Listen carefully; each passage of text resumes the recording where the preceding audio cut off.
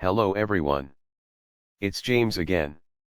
And before I start today's video, I just want to quickly say, all work in this video contains 100% original content of and by myself James Smith, otherwise known as Bgood 4000, and was uniquely created with NAWMAL software, by myself James Smith. As I purchased commercial rights from NAWMAL to produce my unique and original video with this software. Commentary is uniquely my own thoughts, feelings, and expressions. Now that I have that out of the way, I do hope your day is going way better than fantastic and your journey to self-betterment is going way better than fantastic as well. Today I want to talk about something very important. It's important because it can really mean the difference between you being here and not being here. Between your life being ruined and your life flourishing with all of God's blessings. You see, from the very beginning, the narcissist has a set of certain steps they follow with in regards to their relationship with you. Let's say you're dating. Boy, do they come on strong. For those of you that are new, we call this love bombing. Now here's an important thing to know. It's okay for people to do things that are nice for you and okay for you to do nice things for others. But if you get the feeling they are doing these things that are way above and beyond and they have no boundaries. Literally no boundaries at all. There might be trouble. But the second step is where you know there is trouble. And the crazy thing is, I watched a video just the other day of this woman literally teaching this technique in how to control someone in a relationship. And she was doing it proudly. You just can't make this stuff up, people. You just can't. But anyways, what this narcissist will do is after they've got you literally hooked. And I do mean literally hooked on them with this love bombing. And I say hooked because your brain will produce drug-like chemicals during this process, which will likely make you literally addicted to being with and around this new person in your life. Well, what they do is, they will either pull back from dealing with you, such as ignoring you, not calling you as much, not texting you as much, not being as excited to see you. The gifts stop. The good times dramatically slow down. Or they will flat out start a big argument or so-called fight for little to no reason at all. The one example that I use, and it's one that I believe to be common, is they will lose it over you being 5 minutes late to meeting them for dinner. Or picking them up to go somewhere. Oh. Here's one they do. Let's say you're at a store in the mall. Let's say they want to look at something in one area of the store while you look at something in another area of the store. And you agree to meet back up at a center location. In let's say 30 minutes. Well, you get to this location a few minutes early. And you stand there and wait 15 minutes past the time they were supposed to be there. You text them or call them and they don't respond. So you get a little worried and you start to walk around the store looking for them, and they are literally nowhere to be found in the entire store. Then an hour later you see them through the window standing out in the parking lot. You go outside to see what is going on. And they see you and they start to scream and go crazy on you. Where have you been? And blankety blank is what they are now screaming in your face. What these narcissists are trying to do is to bond to you by the way of creating trauma. And what they are really wanting to do is to see if the love bombing truly got you addicted to them. And if you are willing to stick it out and stay. A lot of times after such instances the narcissist will hoover you back in with fake tears and a hollow apology. An apology without them admitting guilt usually, and somehow making you feel bad and getting you to own up to your so-called part in things and amazingly apologizing too. Which is a story and a video all unto itself. But the big picture of all this is, these are just 2 steps. 2 steps the narcissist is taking with the intent. The literal intent to ruin your life and to get you to give up on yourself. Narcissists, when they meet you, have a goal to trick you into bonding to them. And then taking you out to deep water and snuffing your life force out of you. And these first 2 steps, they will repeat them over and over and over and over again. And with each time they do such tactics, You get weaker and weaker and weaker. Look. If you are drained all of the time, even if the narcissist is long gone out of your life, it's because the narcissist left their mark and they are just that good. Just that good at what they do. And you feel like you just can't pull yourself out of that mental fog and or depression. You get tired quickly. So forth and so on. You see. We notice something interesting when we have someone that is in our life that loves us and supports us. We can do almost superhuman things. Have any of you seen the movie Rocky II before? Where Rocky is about ready to give up on his opportunities and chances to go from nothing to something. And his wife that has just given birth and is sick from complications. And she's finally coming around and feeling better. And she looks at him dead in the face and says, "Win. Win."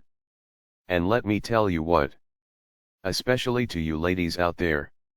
Because we do all need support.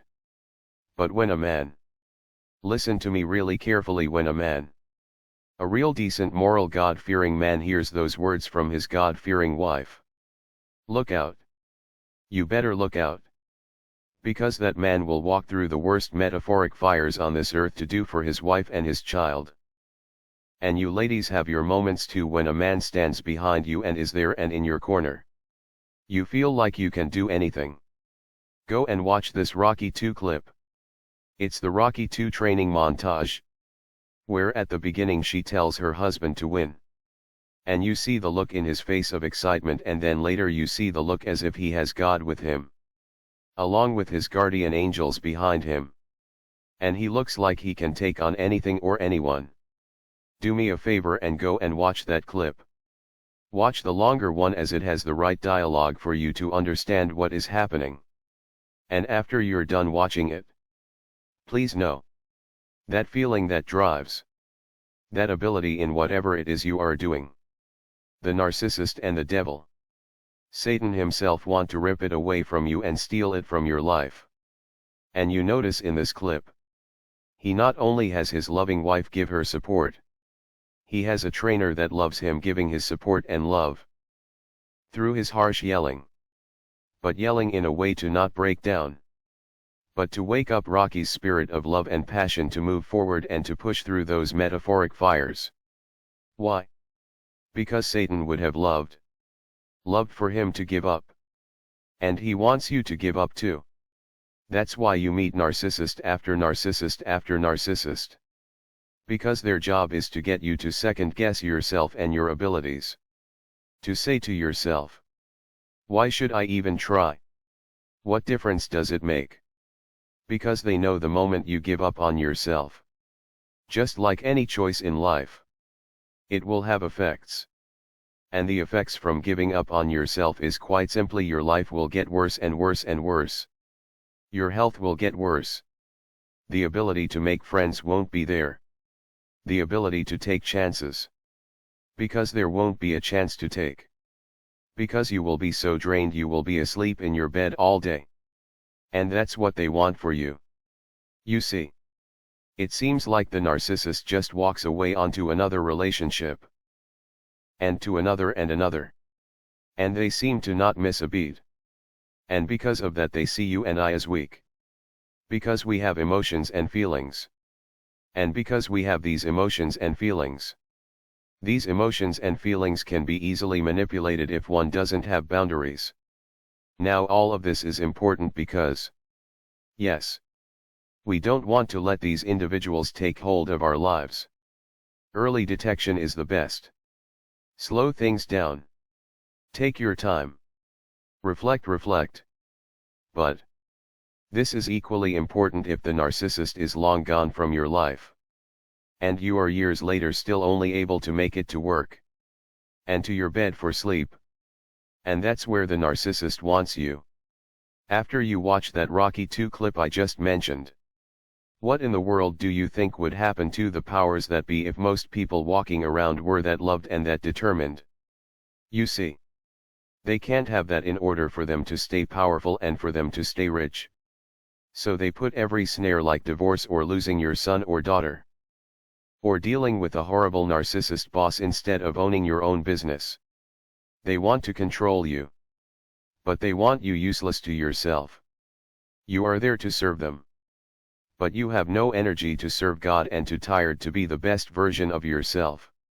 Like I said, people, you can take what you see the individual narcissist does in our lives, and you can magnify it worldwide when you see how those that run things dictate the pace of how you and I are supposed to live. They don't want you to have hope. They don't want you to have passion and the fire in your spirit to live the best life you can while you are here on this earth. Because that spirit might just catch on. And they can't have that, can they? So now we have a society that encourages narcissistic thinking and behavior. Why? To turn decent people into those without compassion and love for others. And to take those that do have compassion and love for others, to ruin their lives so badly that they are no use to themselves. Nor are they a use to anyone else. Let that sink in for just a moment. We see people spiraling out of control and doing the worst to themselves. Why? What happened in their lives over and over again for them to get to that point? Well, I bet if you search hard enough you will find a narcissist with their mark left on the crime scene, so to speak. No matter it be a family member, so-called friend, employer, husband or wife, boyfriend or girlfriend. Or it can be a combination of many. This is why I try to be a motivator if I can. And why I listen to others for motivation.